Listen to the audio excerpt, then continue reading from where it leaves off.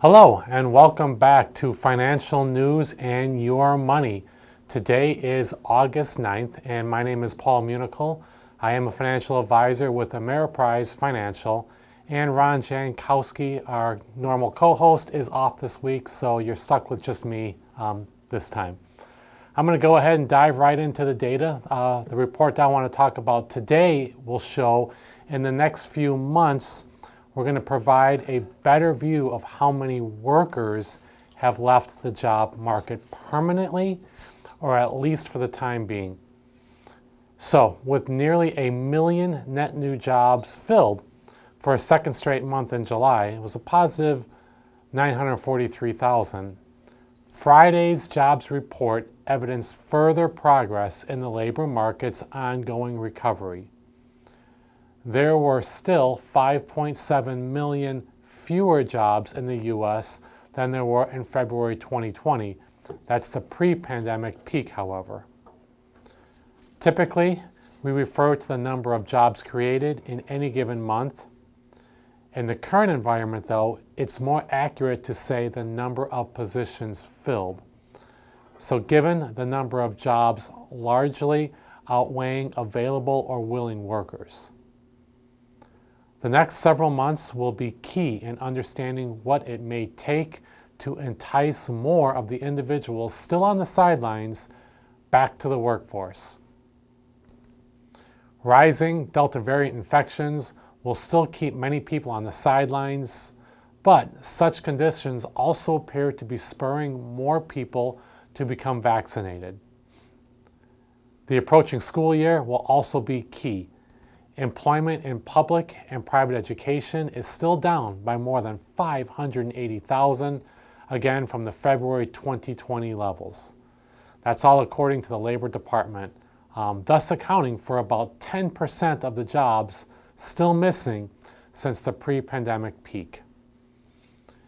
Enhanced federal unemployment benefits also expire at a faster rate as the program approaches its official end.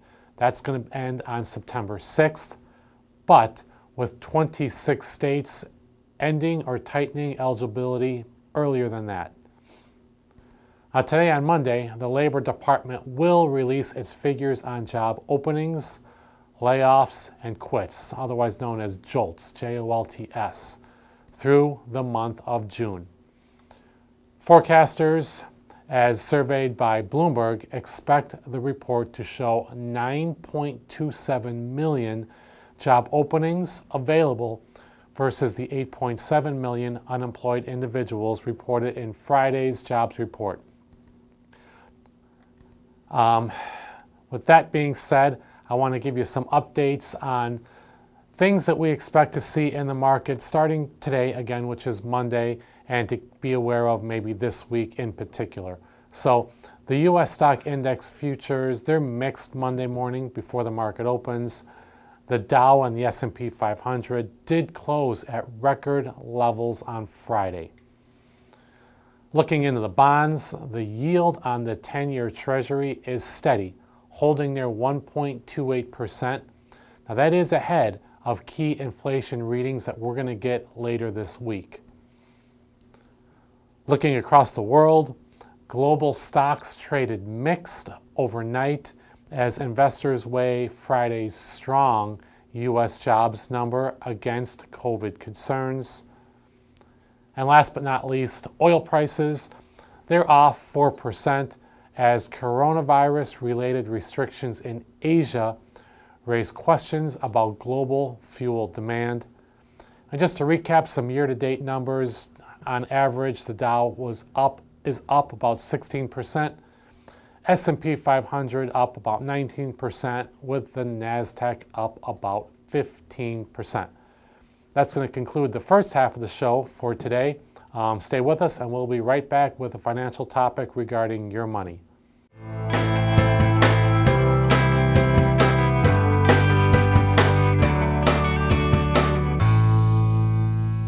All right, thanks for staying with us. We are doing the Your Money portion of the show, and today's topic is how to be financially savvy when changing jobs.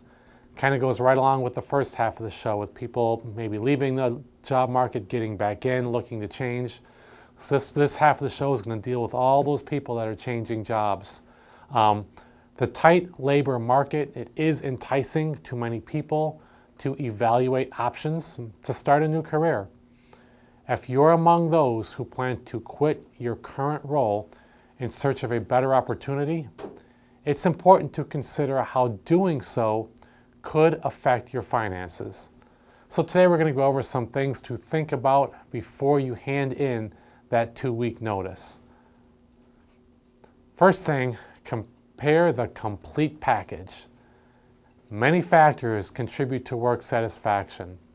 Weigh these factors when evaluating whether to stay in your current job or to take the leap into a new opportunity. 1, pay. Of course, we're going to look at that. Better pay is often the main motive for changing jobs. However, pay comparisons are not always as clear as they seem, particularly when moving from an hourly to a salaried position or a position reliant on commission. With a salary, you may be expected to work extra hours without the benefit of overtime, but bonuses can potentially boost your earnings. Of course, pay is important, but beyond pay, you're going to want to look at your benefits. Benefit packages vary from employer to employer. How much paid time off is your employer offering?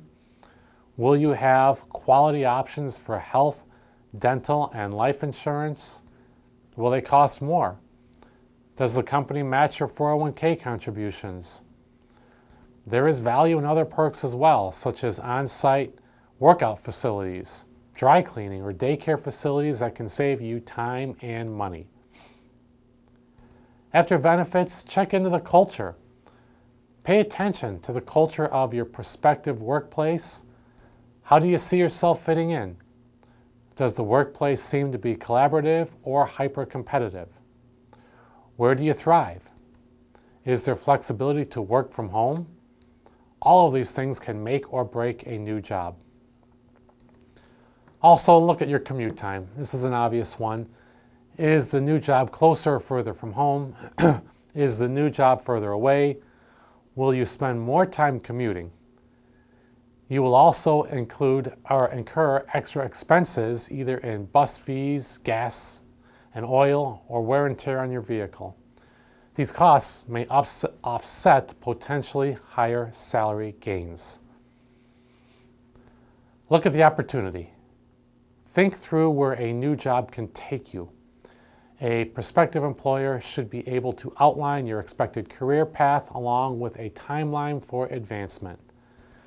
Consider whether you could be walking away from a bright future at your current workplace. Is there a chance your employer would sweeten your terms to keep you on board? And if you decide to take the leap and have a new job offer in hand, here's what else you need to consider. Negotiate while you still can. Most prospective employers expect some give and take during salary and benefit discussions. Think of ways to qualify the value that you would bring to the business and be prepared to counter if an offer does not meet your expectations.